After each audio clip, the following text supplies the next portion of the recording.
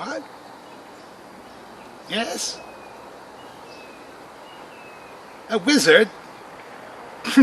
Don't be ridiculous. I'm a worm herder. That's right. Oh, don't look so shocked. I mean, I understand. It can look like magic. The earthworms are wonderful creatures. They aerate the soil, break it down, decomposing matter, leave behind their little castings, help preserve moisture, spread beneficial bacteria, make the plants grow. Oh yes, very much so. It would look like magic, I suppose, to you. What do they know? Well, being a worm herder is an easy life. After all, livestock doesn't raise too much of a fuss. They'll eat almost anything. And whenever they escape, they can't run very fast now, can they? Get back over here, you. Get back, Abel. Abel. I have my eye on you.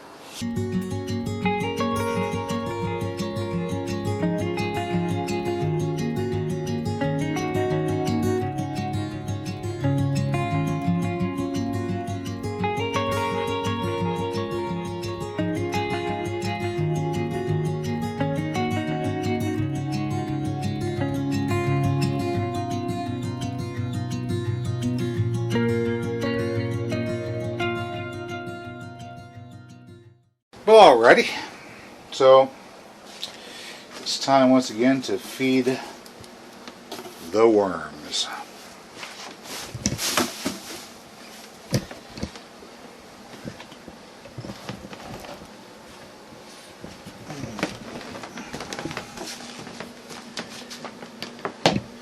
Keeping livestock always involves a certain number of chores that have to be done on a fairly regular basis. Fortunately, worms are the kind of livestock that don't require daily attention. Wow, look at them all crawling all over that lid. That's a lot of wiggling. They're probably hungry. Let's get them fed. You can get those into the frame. There's quite a few crawling on the lid there. Worms are little escape artists. They will get around, over, and through anything. And the best way to keep them in one spot is, of course, have a light shining on them. They don't like the light. And of course, make sure they don't get too crowded. Oh wow, there's a bunch of them right there. Make sure they don't get too crowded. Have plenty to eat. Moisture, pH, all that stuff. There's more crawling up there. Wipe the worms off the top of my bin. I like to bury their din-din. Or breakfast. Or breakfast, or whatever it is. I like to bury their food, that way the other competing bugs can't get to it so easy. Flies won't come in and land there and try to lay their eggs. The only eggs I want growing up in here are worm eggs. Alright, and then just rake the sides in just a little bit to keep those worm cocoons away from the sides, because once again the worms like to climb the sides whenever they're meeting other worms for the purposes of making baby worms. Whenever they do that, the cocoons roll off and land right on the side. Alright, that's it. That's the once weekly worm feeding chore, whereas if you're keeping sheep or cows or goats or chickens, you gotta tend to them every day. Cats need their litter boxes scooped every day, and of course they need sometimes food and water. Twice a day. Sometimes twice a day. Worms, on the other hand, they just have to be fed once a week. They don't make a whole lot of noise either. They're gonna have. They're very... Right. Although this is wonderful black dirt on my fingers, I think I need to go wash my fingers.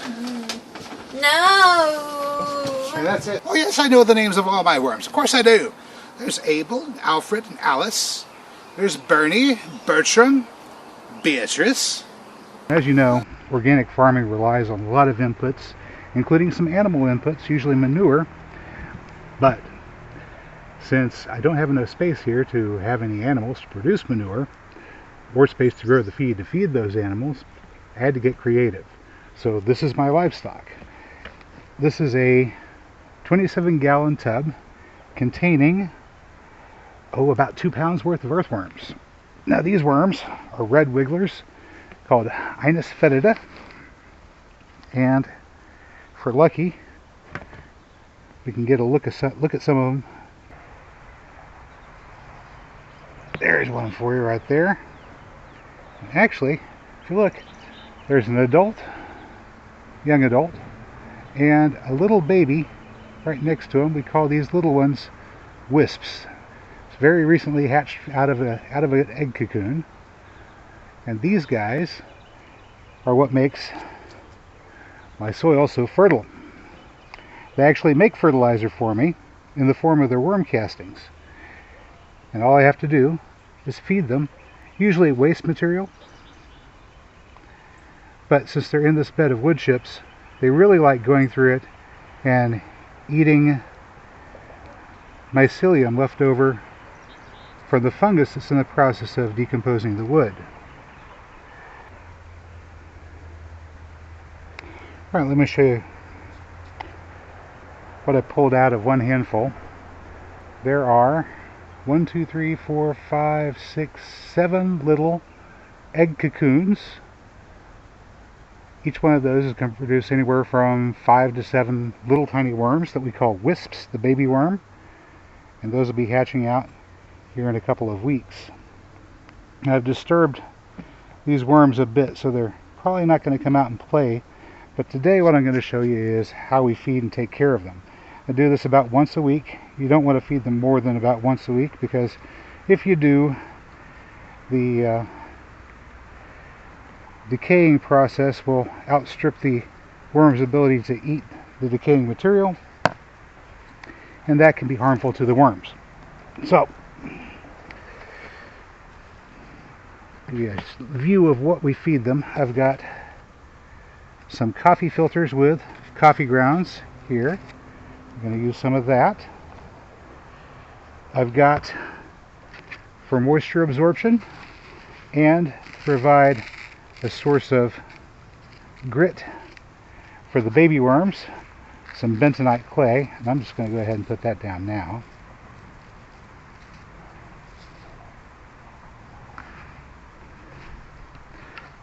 And the main course, which is this right here, corn that I've been using to grow mycorrhizal fungi in. Go ahead and have a look at that video to see more about how I wound up with this stuff. This corn is already inoculated with mycorrhizal fungi, and it's partially digested by those fungi, so the worms should have a relatively easy time getting into it and eating. And I'm just going to put a little bit down here, one little strip running the length of the worm bed, which will be more than enough to feed these worms for a week. Keep in mind they also have all of the good stuff that's down in their bedding already that they can be eating. Lots of carbon.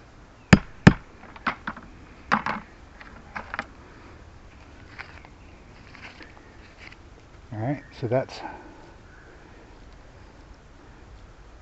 corn partially digested by fungi. I'm going to cover it up with some coffee, because worms like us like a good cup of coffee in the morning. The coffee is also high in nitrogen, which certainly won't hurt my plants any.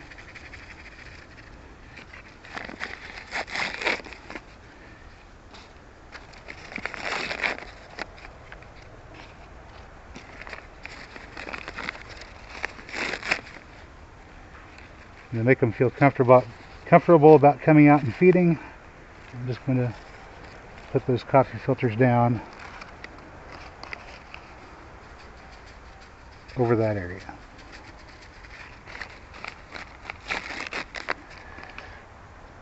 In a few weeks, even those coffee filters will wind up getting eaten. Oh, look at that. There's a little wisp on the coffee filter.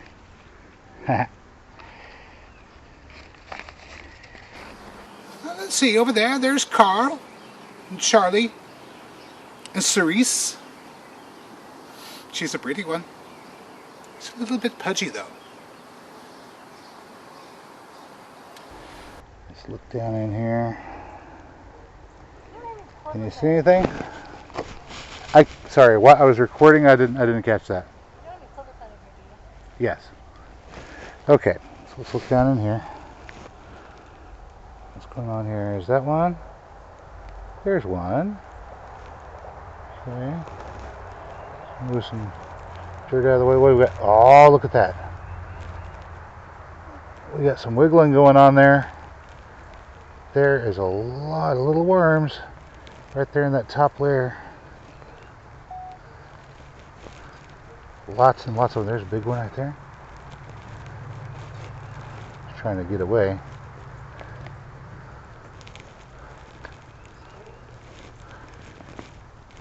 Okay.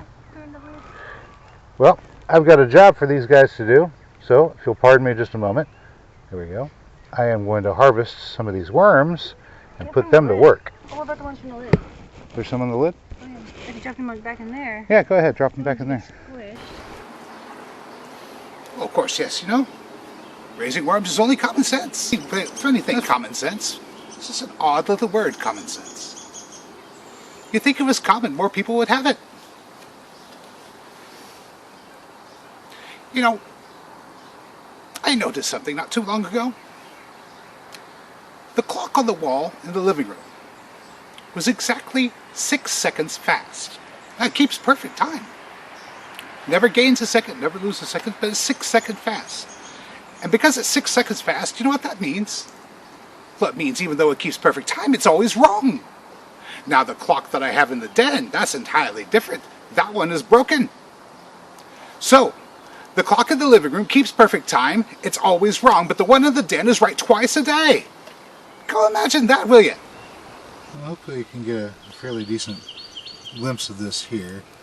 This is what's left after 14 weeks of growing worms in sifted worm chips, aged sifted worm chips.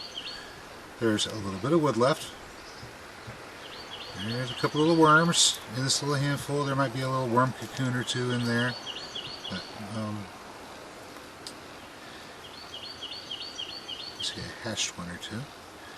Most of what's in my hand here is worm castings. There's a little cocoon. All right.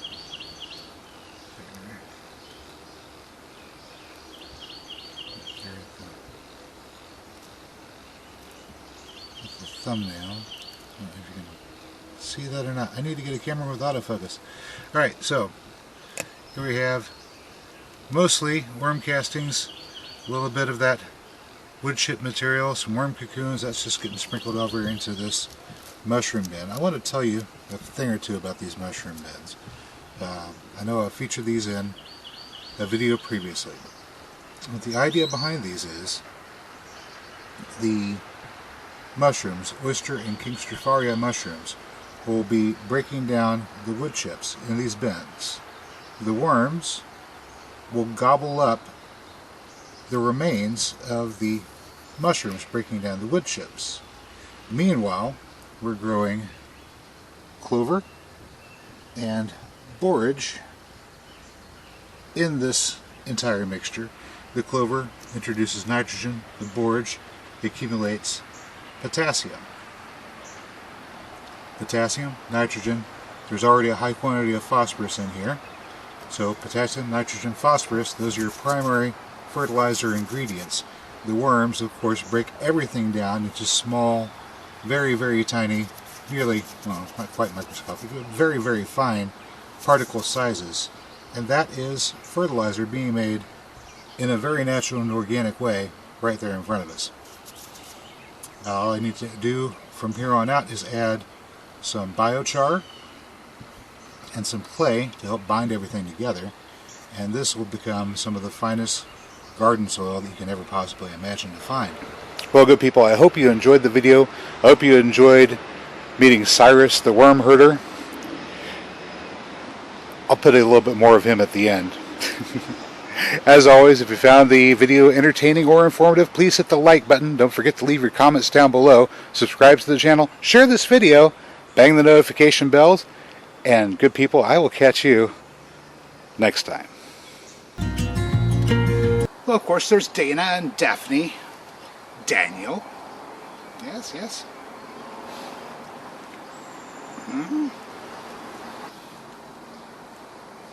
There's Edgar, Elaine, Edward, Fiona, Ferris, Farley. Let's not forget Ivan, Iris, and Indigo. James, Juliet, and Jason. Gotta watch out for that Jason, he's tricky.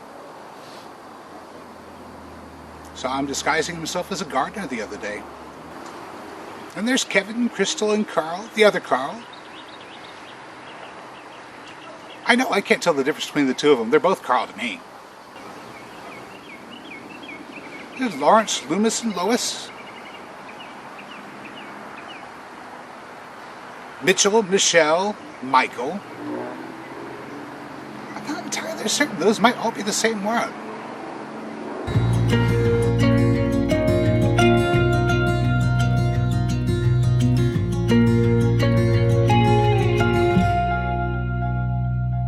Stop that, Neville.